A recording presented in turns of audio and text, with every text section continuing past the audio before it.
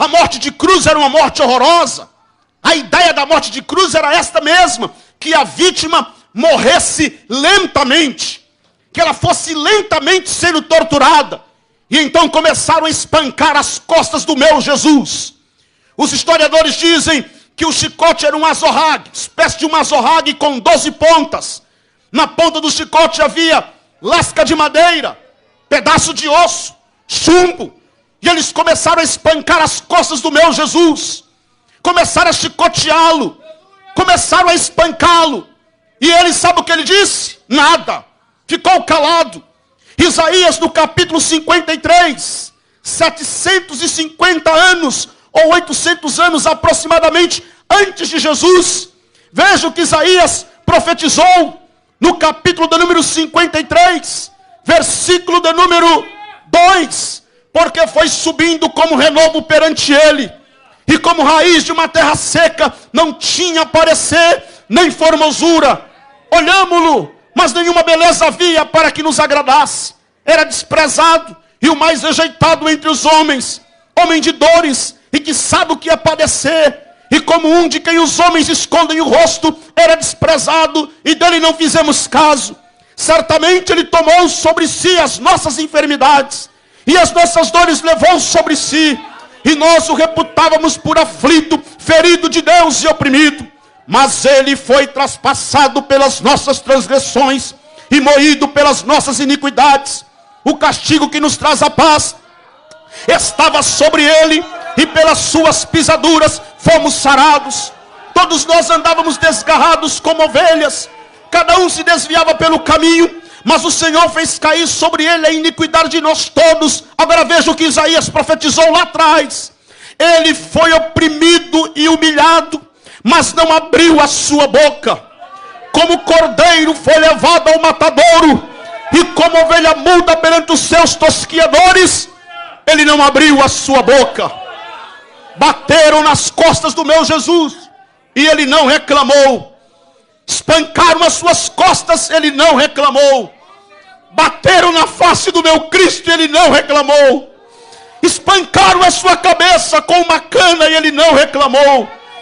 Colocaram uma coroa de espinhos sobre a sua cabeça, e o meu Cristo não reclamou. Rasgaram as suas vestes, com um tom sarcástico e de zombaria, com aquela coroa de espinho, com um cetro na mão, e um manto vermelho que vinha pregado no pescoço e vinha até a altura dos seus cotovelos. E eles diziam assim, a ideia era mais do que zombar de Jesus e de castigar Jesus, a ideia era dizer assim, vejam que tipo de rei feio os judeus têm. Porque César, os grandes imperadores, usam uma coroa real. Olha o rei de vocês, coroado de espinho. Os grandes reis, os grandes imperadores estão vestidos de vestes reais, de linho puro e finíssimo. Olha só como está vestido o rei de vocês, se é que podemos chamar isso de vestimenta, já que ele estava nu, apenas com aquela capa. Eu devo ressaltar que aquele fraldão que você vê nos quadros, nos filmes, nas telas de cinema, que coloca cobrindo as partes íntimas daquele homem que representa Jesus na tela do cinema, ou nos quadros, ou nos filmes, aquilo é uma invenção posterior da igreja romana. Jesus não usou aquele fraldão, ele ficou totalmente despido, e eles diziam, olha que tipo de rei feio vocês têm. Depois eles pegavam a cana na mão de Jesus e diziam, os reis têm cetro na sua mão, os grandes imperadores têm o cetro, que fala da autoridade do rei, do poder do rei. Olha o de vocês, uma cana, e a gente ainda tira desta cana. E o evangelho diz que de forma sarcástica e em zombaria, eles faziam este gesto aqui, ó, e diziam, salve rei dos judeus, salve rei dos judeus. Depois tiravam a cana da mão dele e começaram a espancar a cabeça do meu Jesus. Começaram a bater com ela na sua cabeça, mas ele não abriu a sua boca, ele não reclamou, ele não blasfemou, ele permaneceu quieto, ele permaneceu calado.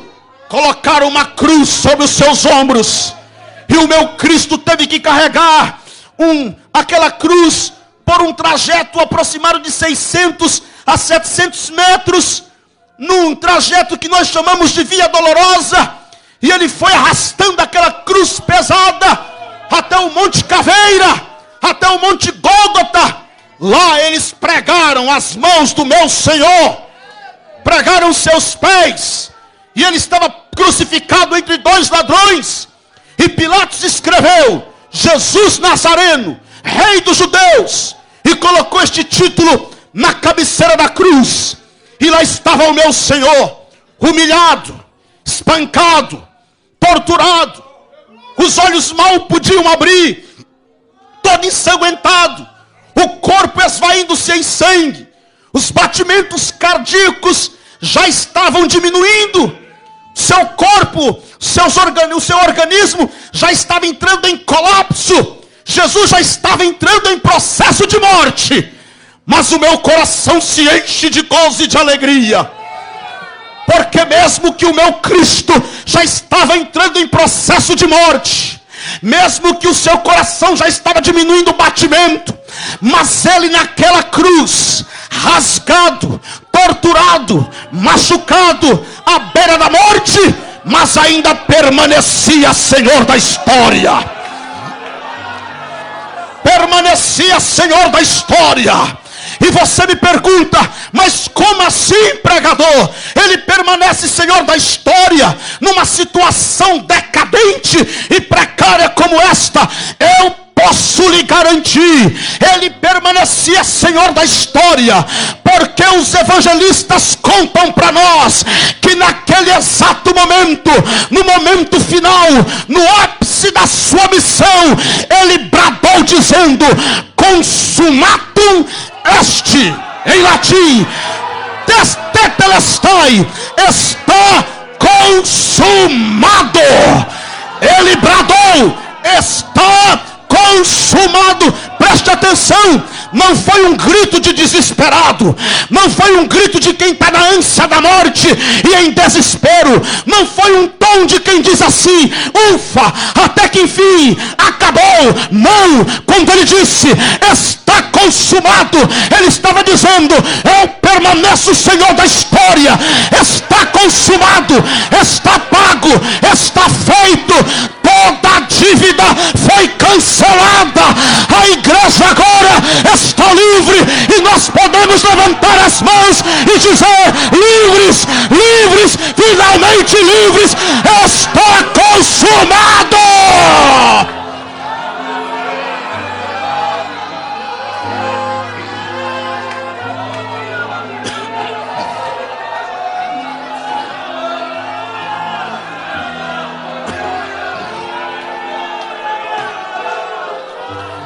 É por isso, meus queridos irmãos, que eu tenho feito críticas constantes a este falso evangelho, a esse evangelho medíocre, a esse evangelho mercadejado, a este evangelho adulterado que estão pregando. Eu tenho feito duras críticas a este falso evangelho cheio de misticismo e de paganismo, que fala de anjo, fala de demônio, fala de copo d'água em cima do rádio, fala de pagar isso, pagar aquilo, mas não fala do sangue de Jesus. E eu quero dizer aqui hoje à noite: se nós estamos pregando Jesus do púlpito da igreja, nós não podemos esquecer do que Paulo escreveu na carta aos Colossenses, capítulo 2, versículo 14.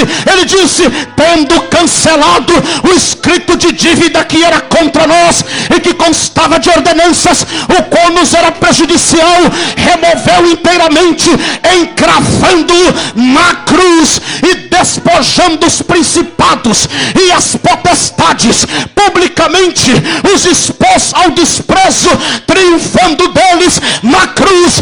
Eu quero te dizer aqui hoje à noite: não é copo com água em cima do rádio, não há nada mais a ser feito pelo resgate da humanidade, não há nada mais a ser pago depois do sacrifício da cruz de Cristo. Não há mais preço a ser pago, porque todo preço ele já pagou. Eu posso te dizer aqui hoje, não é copo com água em cima do rádio, não é lenço ungido, não é óleo, não é bênção, não é envelope consagrado, não é o manto do apóstolo, não é o cuspe do bispo, não é Paulo, nem Maria, nem Mariolatria, nem Catimbó, nem Herc, nem Umbanda, nem Quimbanda, nem Zoroastro, nem Erfol, nem Buda, nem Maomé. Cristo pagou na cruz do Calvário. Cristo pagou na cruz do Calvário.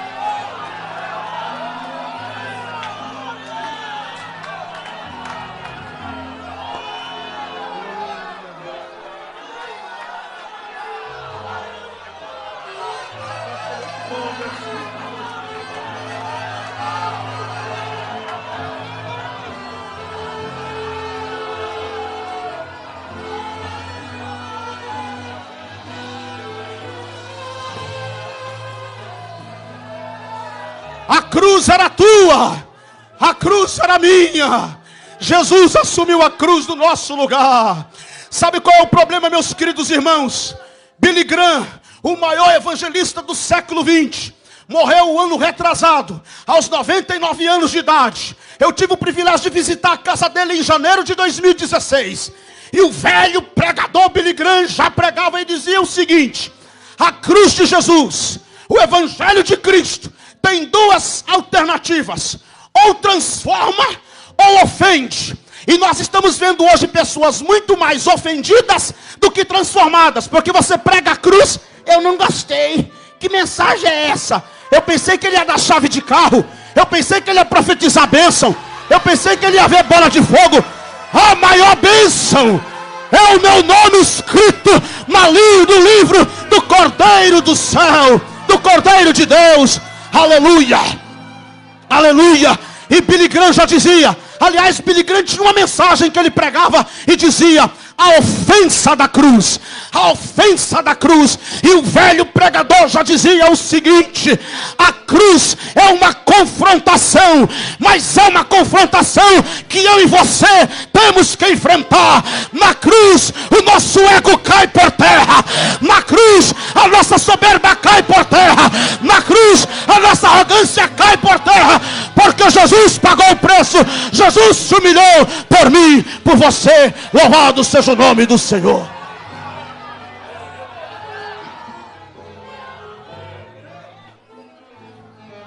Quando ele disse está consumado, o véu do santuário rasgou-se de alto para baixo. O rasgar do véu é a mensagem de Deus claramente para todos os homens. Caiu a parede de separação.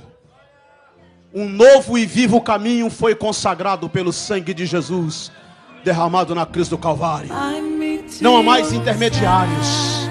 Todos fomos constituídos sacerdotes diante de Deus. E nós temos livre acesso à presença do Deus Todo-Poderoso.